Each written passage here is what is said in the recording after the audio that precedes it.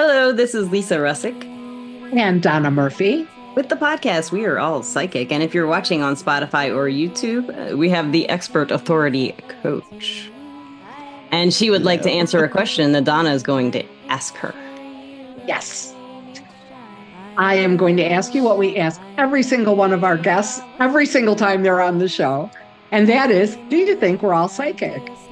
Absolutely. Absolutely. We've never had that answer. That answer. There you go. We love it. We love Perfect. it. So how did you get to absolutely? well, I mean, in my work as the expert authority coach, and really I'm a business coach, but with a little bit of splash. And I have all my life, I have used my intuition, my guidance, my internal navigation system to step aside from situations that would have not been good for me, but also leaned into things that just felt right. And I was, before we hit record today, I was talking about the goosebumps. That's my meter, right? Yes. So when I'm talking to a client and they're saying, this is what I'm doing, I'm stuck, I feel overwhelmed, blah, blah, blah, blah, blah. I'll get an idea, a concept will come through my head or a direction that I think would be good for them. And when that happens, when we start talking about it, I get goosebumps. And if I get goosebumps on my arms and then down my legs and then my back, it's spine. Like the universe. Yeah. The universe the back is going, of the neck. Yeah. Go girl, go. Yes, yes, yes. So I get chills too. I know what you're talking about. Yeah, I do. Yeah, so I got chills right now. Mainly on my arm. No. Yes. It can be hot too. It can be like 90 degrees outside sweating. And if it happens, I mean, there's still get the, go into ghosts or by or something. And you get cold.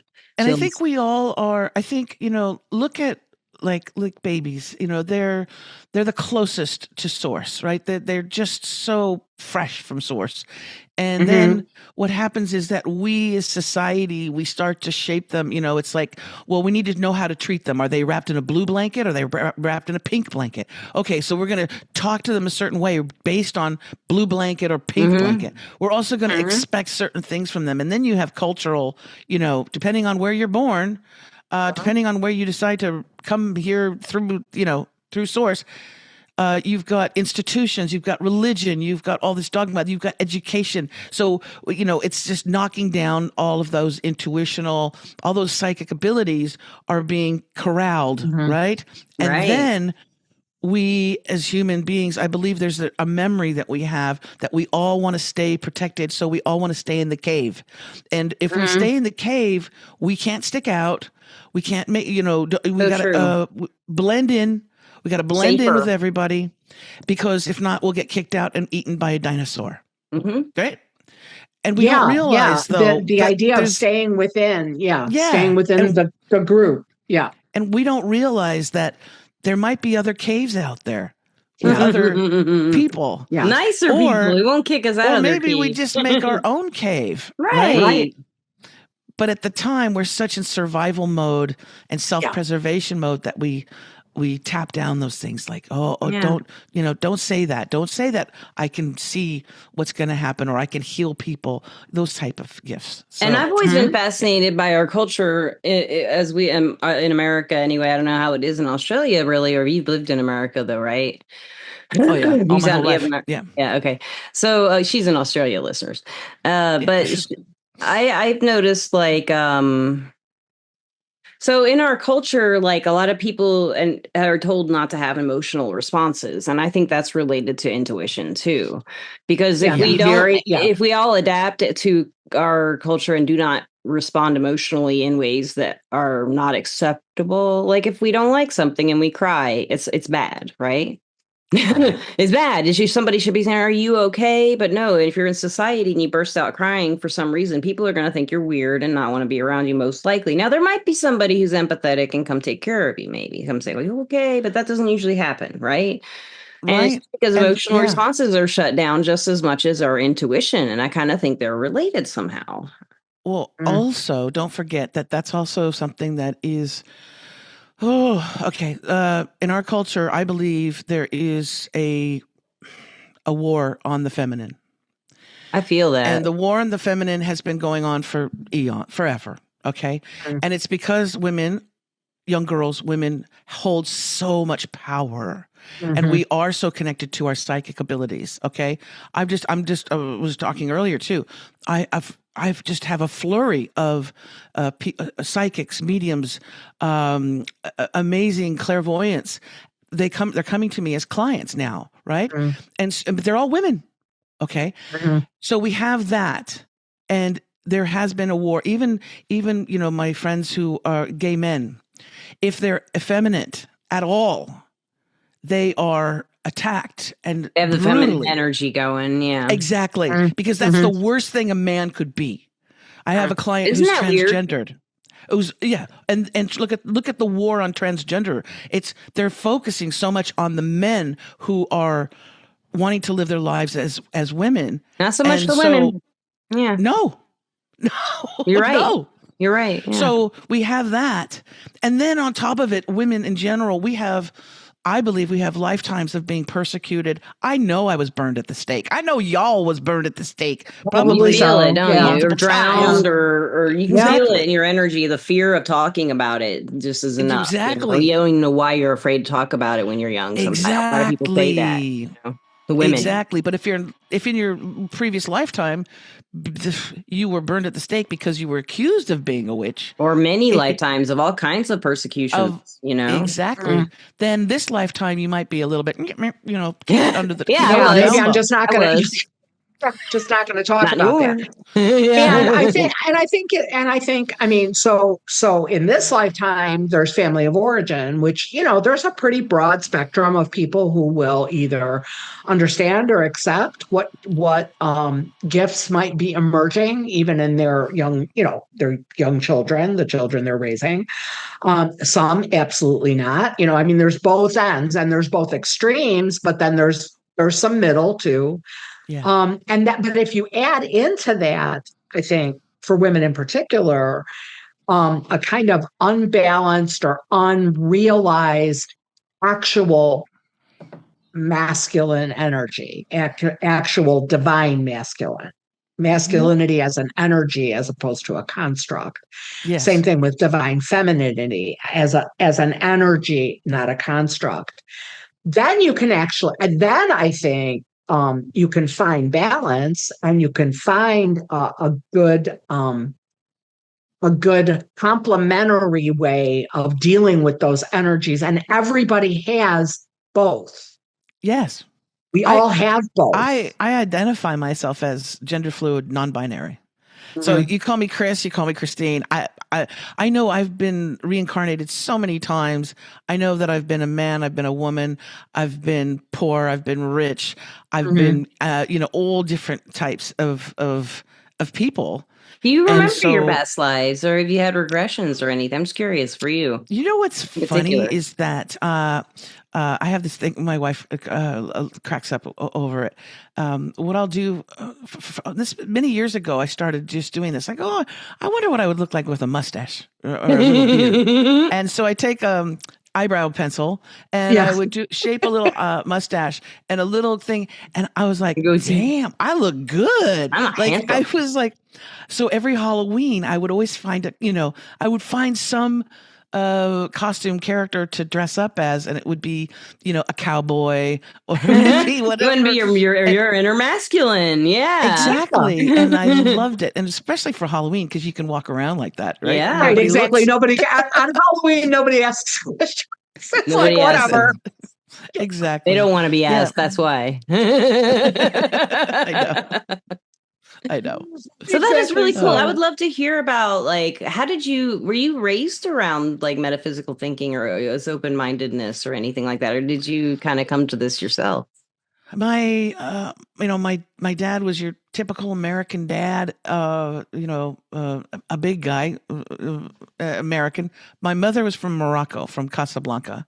So she had a little bit of a religious background. She was Catholic. But my mother was the type of person who made me feel that the sun, moon, everything revolved around me. And I was just like the most precious thing in her life. Like, I could do anything. You can do anything. She always gave me such encouragement. and praised me and loved and showed so much love for me. And even when I was a kid, I was I was like a tomboy, I guess. For back then, it was considered tomboy. Yeah. And they just let me be. They just let me be Christine. And then I think at 11, I said to my grandmother, I said, I'm Chris. And then she goes, okay, Christine, whatever, go take out the trash, you know? You still got to take out the trash wherever you are. But then just certain things happened through my life that it gave me so much clarity. Can you think of anyone in particular that was really big for you that you were just like, wow? The biggest one for me was a near-death experience. Really? What happened? Yeah. You want to talk about it? Yeah, I was in Costa Rica, and it was my first time on a boogie board. And I was like, I'm gonna learn how to do this. I'm gonna catch a wave. And I paddled out, and it was at a space where there was these cliffs and lots of rocks, but it was the perfect wave. It's like people come from all over the place to ride this wave. Well, professional surfers do. not just your everyday me. Not a novice on a boogie board. Not a young lady who's like fresh from California going, oh, okay, let's do this. And so I paddled out, and what happened? There was a big swell, a bunch of waves were coming in, and they were huge. And I got picked up on it going out. So I literally was coming into the wave. It picked me up, and time stopped. And when time stopped, I looked around, and I realized that if I allowed this wave to do its thing, I was going to fall backwards. There was exposed rock. I could see the water had receded, and there was a flat rock underneath me. So I'd break my back. I'd fall over. I'd break my back, hit the back of my head, probably die from that. But then the wave would throw me into the cliffs. So I was like, oh, I'm going to die now. Okay. Holy And crap. It was the stopping of that linear time where I was able to look around, and I was basically asked, are you ready? And I looked around, and I was like, oh my God. At that moment of impending death, I became one with everything. I became one with the water, with the rocks, with the birds, with the plants, with the earth, with everything. And it was the most beautiful feeling I have ever felt. There's no drug that ever would make you feel that way.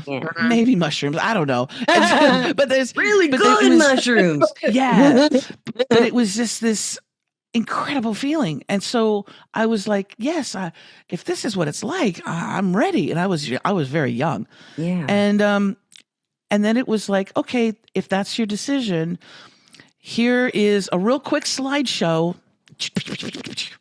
This is some moments in your life. And it was weird moments that were flashed before me. Putting my hand in the cookie jar of my grandmother's house, because that was a common thing. I'd get home from school, put my hand in the cookie jar, grab a cookie. Insignificant little moments, things, little pleasures, it sounds like. Little pleasures, little things. And then it showed me what would happen if I did pass, that my mother would find out on television in a news thing. And my mother had already lost a child who had hit her head in the bathtub having a seizure. And I said, oh, I can't die this way. I can't die hitting my head and being crushed and all that. And so I said, oh no, that would destroy her soul. I don't want to do that. And it was like, are you sure? And I'm like, yeah, I'm sure. I can't do that to her.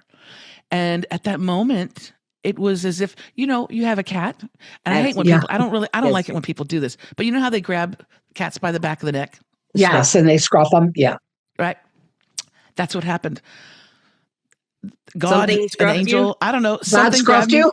Grabbed me from the back of the neck and took me from being underneath the wave, going like backwards, and sat me on the wave, on the top of the wave. Popped you out. And basically said, okay, well, now you have to fight for it, basically, okay. And then time came back in, and all of a sudden I realized the board was getting sucked into the wave because it was attached to the wrist. So the board was getting sucked in, and I had to pull that boogie board out which I did. And I was on the back of the wave. And then I just swam like my life depended on it to get out of that. Did. And I did. And I got, and at the time I had a boyfriend. And I said, I got to the shoreline and I said, did you see that? He goes, I saw that. And he goes, and I don't want to talk about it. Wow. Did he never say anything after that? Or like what he saw? Oh, he was gone after that. I was that was a miracle that just happened. And he didn't talk about it. And, and he didn't. God. Yeah, and it was too much for him. Yeah, and so I said, "That's well, definitely little boy, not the right person for you." Exactly, little boy, you going bye bye, right? Yeah, no, but, But I mean, I can understand somebody not knowing, especially right at that moment, how to process, but to just sort of, put the blinders on and go. And not talk to you about almost dying of all things. About yourself. Yeah, exactly. I know. Exactly. So that moment, though, irregardless of the boyfriend, it really changed my whole perspective on dying. The way you describe it is so vivid. I felt like I experienced it. You're really good at describing it. And it was the thing that I always carry back with me is that we are all connected to everything. Yeah. We just forget about it. We have some amnesia when we're in our bodies and everything's hunky dory. Well, it's not very good for society to let us think that way, Well, I also tend to think, though, and we've talked about this before, that honestly, if we were that aware every minute of we'd go life crazy. in 3D, our heads would explode. I mean, we just wouldn't, So I think sometimes we filter as a survival technique. Yes. So we kind of almost have to some of the time. It's good to know that we don't have to all the time. That's what I think of as kind of the upside of the whole. Well, there's so much power in that. Yes. You see. And it's our own power. It's innate self-power over our basic instincts kind of thing. And the powers that be don't want you to know you have all that power. That's why religion was set up. Exactly. That's what I'm getting at with the emotional responses and the intuition and everything. The churches, they don't want us to be able to think we can directly speak with our creator, and society doesn't want us to, as far as I understand it, they don't want us to be individuals. They don't want us to think for ourselves and have spiritual experiences and talk about them because they're emotional, for one. And they can change the way the world runs if everybody's talking about it and relating on it, If we all realize how much power we have, and if we all focus in on particular things, right now I'm losing sleep because I am just riveted by this case, the Lindsay Clancy case right now. What is? I don't watch TV or anything. What's that? Okay, so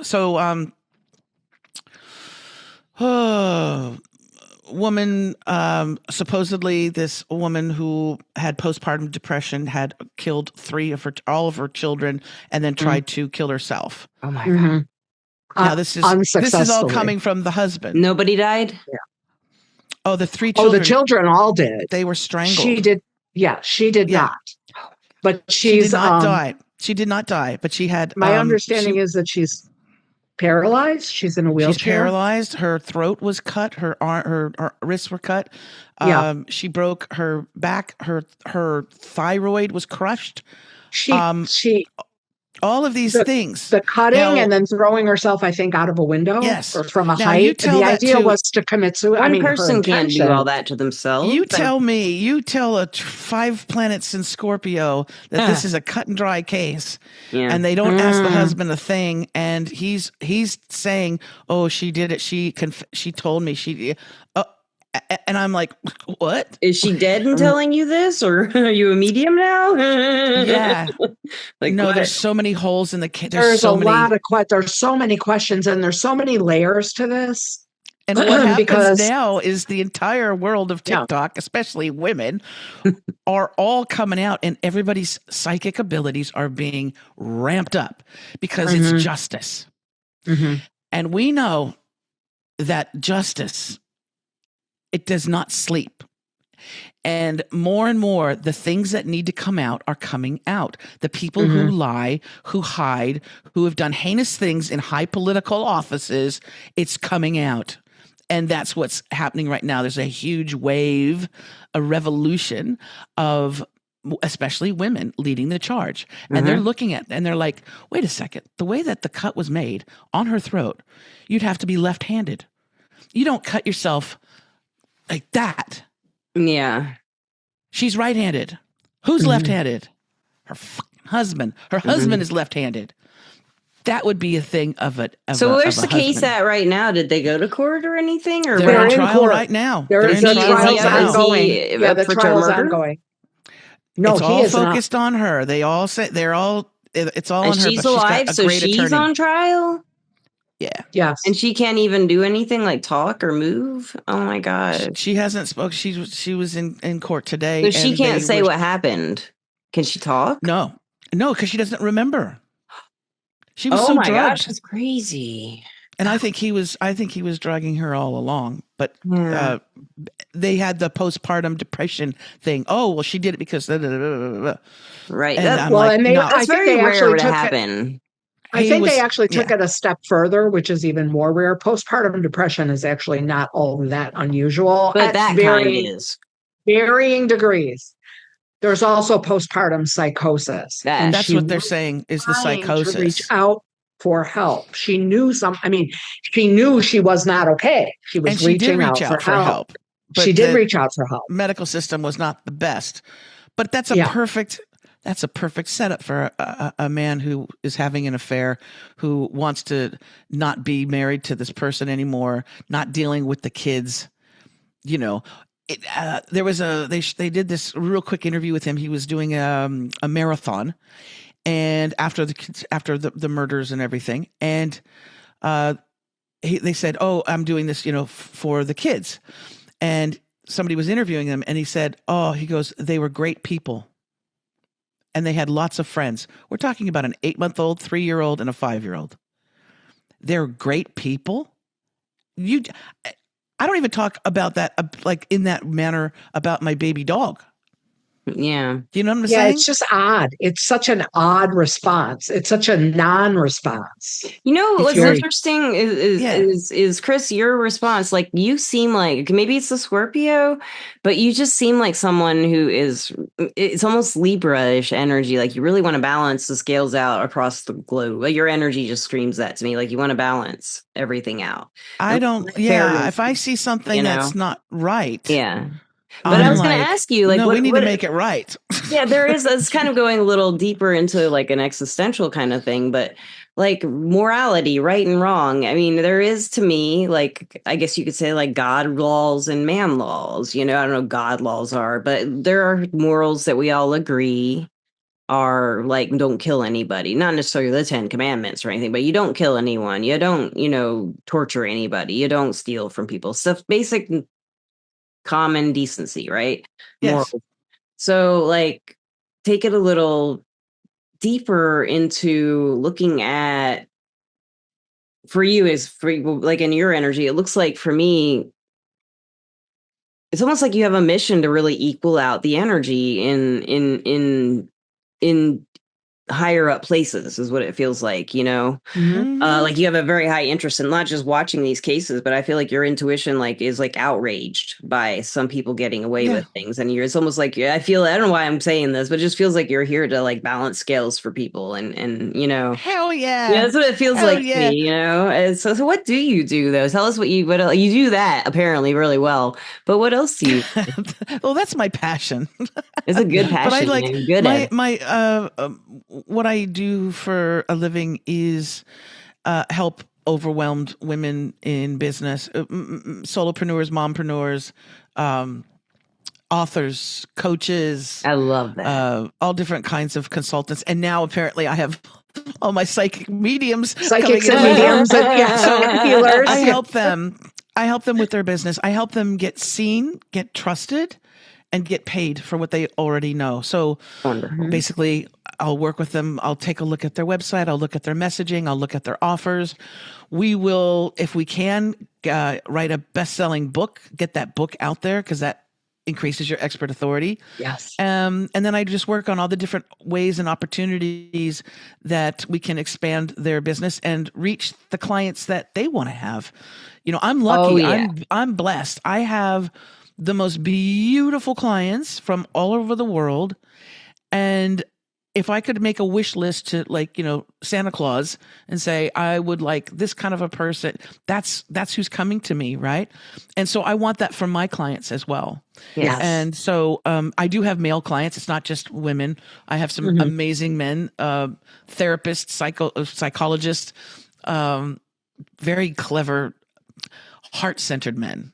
That's great, right? man. Yeah. Yeah. Very heart-centered men. So that's what I do. That's what I do for a living. And then my passion, though, is to right the wrongs, I guess, of the world. That's what it feels like you're all about. It feels like you're doing it, and you always have been. Like, I have this image of you on the playground, like someone getting punched, and you go up and punch the person who got punched, you know, who did the punching. I mean, you know, I can just see you like, that's not nice. You'll be at in a mosh pit and somebody get knocked down the wrong way, and you'd be like, no. How can you not? When you see something really obvious too, and maybe it's just obvious to me, but I remember way back when 9/11 happened, and I looked at that whole scenario, and everybody was put into fear mode. But I looked at it and I went, wait a second. Buildings don't come down like that if it hit by a plane. That looks like a demolition. I've seen them all my life. I've seen in Vegas when they'd bring a casino down. I was like, not just the two buildings, but a third building. So my Sherlock Holmes goes off when something doesn't make sense. Yeah. So I could see something with my own eyes, and if I'm being told from a filter, oh, this is what it is, I like to go, wait a second, let me look into this. That's why I don't watch TV. I hate being told what to think about what's going on, because the news does not just tell you the news, they frame it, you know, the way they want you to think about it. Absolutely. So when you look at something, and for me, I couldn't just sit on it. Right. You know, I worked at a radio station, and I had the wonderful ability to be on air. And when I could, I questioned it. I questioned it, because I said, look at how much money we're spending. Look at the lives. Look at the people we're killing. Look at all this stuff based on this one day. Yeah. And let's look at that. And with all of the stuff that's, you know, you don't need to, and same thing with COVID. You don't need to be a rocket scientist to see what was happening during COVID. And many of us who questioned all of that stuff, we were persecuted. We were told you can't go outside. You can't be with we lost family members who didn't want to be around us. Our friends, we lost jobs because we didn't want to take the vaccine. Right. And we were called conspiracy. And you couldn't even, and the idea that you could not ask, in other words, that you couldn't go to your doctor and say, look, I want to talk to you about this. Yeah. You couldn't. No, you couldn't ask a question. You could not question in any way, shape, or form and say, is this right for me? You know, if you have a doctor, right, a family doctor, whatever, a regular practitioner that you see, to say, you know me, you know my medical history, you know this about me, you know that about me. Can we talk about this? There was no talk. No, and I remember seeing Biden on TV saying, and I voted for Biden. You know, I like I'm an independent, but he said on TV, this is, you know, how they're making COVID a war. I don't know why everything's a war, but everything's a war. You know, he's like, this is no longer a war against COVID. This is a war of the vaccinated against the unvaccinated. Wow. I was like, oh shit, man, this is politics running their mouths, I guess. But you know, you don't do that. It's not about that. It's about people dying. It's not about any of that. I mean, if the focus is really, if the focus is health or, you know, then that should be the focus, not all the other stuff that gets not making people against people and separating. And you know, we don't know. Nobody knew what the vaccine is. No one knew. It was medical professionals were not alled to speak about it either. They got fired. You were saying if they did not, we had such a huge brain drain during that time. I will tell you, there were surgeons, specialists in medical worlds who who knew there was something wrong with it and did not take it, and they lost their jobs. They lost their jobs. You're thinking about people who are brain surgeons and heart surgeons. They are no longer in practice because of that. Right. And now it comes out later, all these people had, died sudden death of a 15-year-old or 20-year-old or all these things. And now it's all coming out, all of the lies and all of the Fauci, all that stuff. Well, and all the questions that should have been asked at the time. Yes. That didn't get asked, and that were not permitted to be asked. It was just panic.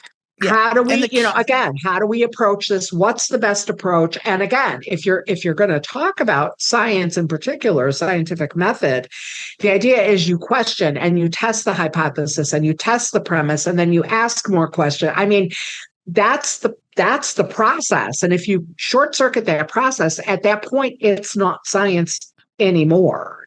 Follow the money. You always follow the money. Signal. Who benefits? Follow the money. Who benefits? Who benefits? Yeah, and that's what I did. Exactly. That's what I'm doing with the Lindsay Clancy trial. I'm like, well, who benefits? That's what the lawyer. I mean, that's what lawyers operate. Well, and if you look at what lawyers operate from is the idea of asking that question. Yes, who benefits? With the whole COVID thing, and I'll wrap that up when I go. So with that whole thing, I said, okay, if you're telling me I have to do this, what's the liability? So if I do this and I'm injured or I die, who's going to take care of my kids? Right. Or if I'm in the hospital forever, who's going to take care of my medical bills? Will the pharmaceutical company who made let me see. Zero liability. No liability. Yeah, no liability. What? If I order food from McDonald's, I know, and you get sick, I can sue them. Yes. But you're going to put something in my bloodstream that stays in my body for the rest of my life. It alters your RNA. Yeah. What? I was like, this is crazy. Yeah. I didn't take that. I took the Johnson. I did take the Johnson & Johnson vaccine because it was like a flu shot. I think there was placebo. I think there were batches that were just sugar water. Who knows, man? Whatever they wanted. Yeah. Who knows? Evil. Like, even COVID tests. I could have COVID and have 5 tests, and 3 of them would say I had it, and 2 of them would say I didn't. It's like the tests didn't seem to be very accurate either, or very effective too. No. And plus 25% of people who catch it don't even show any symptoms. So it was just they didn't handle it well. It wasn't, and it was just panic. I had it once. I think I had it once, and it was like 2 days. I had real bad episodes. I had 3 times, and it was horrid. And I had underlying conditions that came out because of it, and that's what it made. Because of it, right? Yeah. Oh, what a horrible time. It was, but we're in a good time now, and everyone's it's kind of a crazy time, I will say, but it's better than it was. It's better than it was, because we know more now. We know we're a little bit more of what we're dealing with, and people are talking openly like you are on this podcast, and we all are, about what we went through and how we were confused. And now we can take different actions. Hopefully, if this happens again, we can be better prepared. And because we have history. We have more recorded history. Yeah, and speak and ask questions. Speak and ask questions. Yes. Yeah. And don't let your government shut us down. That's not right. But with that, I'd like to thank my sponsor, Everclear. They won't shut us down. They love us. Everclear is an advice app and website where you can get advice from psychics and empaths, so you can get the clarity you need to create the life you deserve. And Donna and I are both advisors on Everclear. My name is Lisa Rusczyk on Everclear. And I'm under my own name, Dona Murphy, on Everclear also. Everclear. Everclear. It's wonderful. And it's advice. We give advice. Yeah, it's a psychic. Okay, so everybody after the show, and not now, but everybody after the show, rush over to everclear.com. Go to Everclear. Okay. Go to Everclear. Go to Everclear. And if you see anytime you're seeing this, go check out Everclear. They're wonderful. You will not get any bad experience at Everclear. I promise you. And if I'm wrong, they have really wonderful advisors on the platform, and they're particular. I mean, it's not just hang out It's not just, okay, hang out a shingle and here you go. I don't think I would be hired now. I think I was just lucky because they were a startup. They weren't even active. They weren't on a platform when I was hired. They were building. Like when I was hired in November of 2019, they had not gone live yet. And in December, they released the app in Canada, I think, in January. And then in the middle of January, they rolled it out into the States. So in 2020. And I was like one of the perverse people I think they hired because I saw that on LinkedIn, and that name cracked me up. I love the name. Yeah. It's just a great name because it made me think of the pure grain alcohol, and I just thought it was also for psychic. I just loved it. But they're great, man. Y'all, Everclear is great.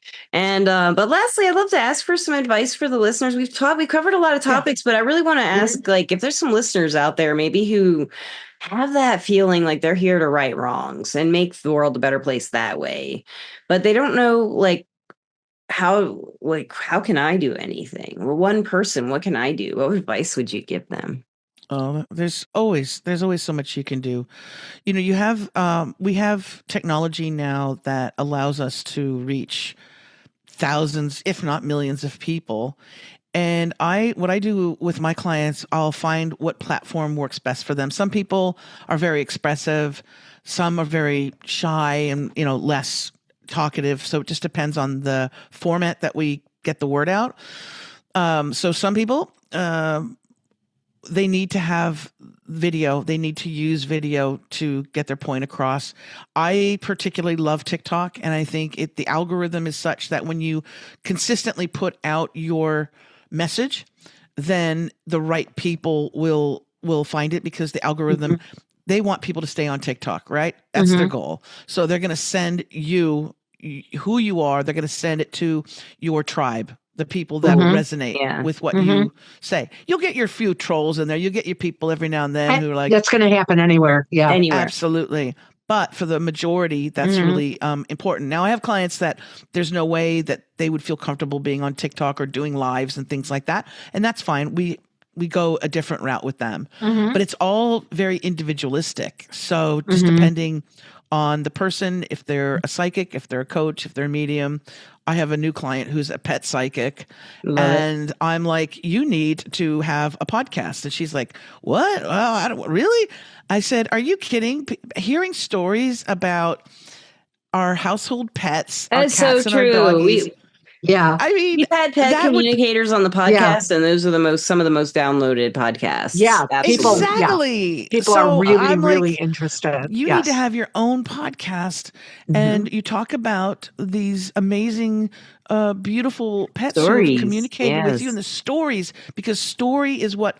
Look, Star Wars. That's a story. Yeah. That's like one of the classic stories, right? And so the hero's journey, and Joseph Campbell spoke about it. So we identify ourselves through story. Yes. So if you have the ability to tell the stories, then it's one of the best ways to connect with people. Depending on who it is, and depending on their gifts, and depending on what they do, I'll put them in certain directions and get them all set up with that, and make it easy for them. And if it's with all that, then they're not going to. Not only with all that Scorpio, but just how you are and the way you speak, I can tell you're really detail oriented. So I just feel like you are. So I feel like you would knock down all kinds of layers of people's aspects of who they are, and be able to pull it out and put it on paper for someone to show them what they are. And fine tune it for them, or help them fine tune it with you for themselves. Define what they are for who they need to find them. I think you'd be great at that. Absolutely. You are spot on, girl. I love it. That's really, I can tell you're really good at it. I'm psychic. I just know. Go find her if you need that. Yes, we'll make sure that all of your contact information, everything that you want to share, will be in the show description, so people can find you in whatever way is best, and whichever way you prefer, to make sure that people know that they can get in touch with you, work with you, find out more about you, all of that good stuff. Also, for everybody, for our audience, whether you're, we always hope that you'll watch the episodes and that you'll watch them more than once. But sometimes it's hard to go through the whole thing and go, wait a minute, when did she say that? When did she say that? But anyway, yeah, if you, depending on what platform you watch us on, if you like us, make sure that they know you like us, follow us, subscribe to us, leave us a comment. Because we love to hear from you. Share us with other people that you know who you think would enjoy finding out more about the kinds of things that we talk about and the wonderful guests that we have on our show. And that's good for everybody. It's great for the show. It gets us out in front of more people. And it's great for you guys because you get more of what you like. That's right. Absolutely. And if anybody reaches out to me from hearing the show, which I encourage you to take action. Don't just say, oh, I would love one day. You can have a free consultation with me at expertauthoritycoach.com.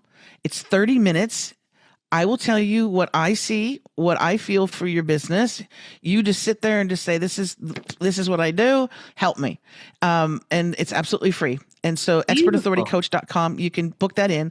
But I will tell you, if you come to me, if you book in from hearing this, please tell me that you heard me on the show. So then I can tell Donna and I can tell Lisa, I can say, oh my God, you have brought me such an amazing person through your podcast, through your show. But I need to know that in order to tell them. So that would We'd be love very to helpful. hear that too. So y'all let her know. Yes, thank you. I might book an appointment with you because I'm really curious. I think you should. I think you both I will. Thank you so much. This has been a great podcast, so Chris, and I've loved Christine, having you. Thank you so much for joining us. I hope you'll join us again sometime soon. This has been a pleasure. It's been really, really enlightening and really informative and really provocative. And those are all things that Lisa and I will speak for you, Lisa. Normally I would not, but that we love and that our listeners and watchers love, and we love our listeners and our watchers. And do you love our listeners and watchers? That's our last question. Yes, that's our last question for you. Oh my gosh, yes, they're my new BFFs. There we go. He loves you. You are loved listeners. You are loved watchers by 3 people. And a cat. And a cat. And a cat butt. Everybody have a great time wherever you may be. Thank you again, Chris. Thank you again, Donna. Thank you, Everclear. Everybody have a great time. Thank you, everybody. We'll see you again soon. Bye for now. Peace out. Bye. Bye.